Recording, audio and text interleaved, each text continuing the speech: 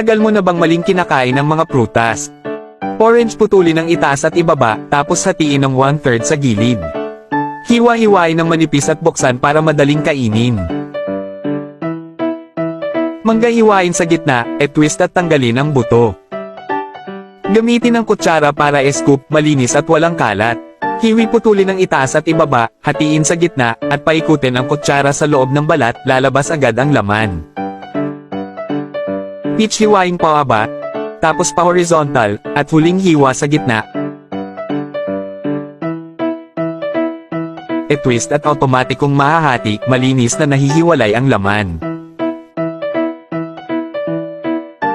Pomegranate, gupitin ng square sa ibabaw at alisin ang parang bulaklak na takip. Hiwain ayon sa mga membrano, tanggalin ang itaas, hatiin bawat seksyon. Baligtarin sa mangkok at itap ng matatag, malinis na lalabas ang buto. Grapefruit, hiwain sa gitna. Gamit ang kutsara ay pry-in ang balat at i-twist para maalis ang laman.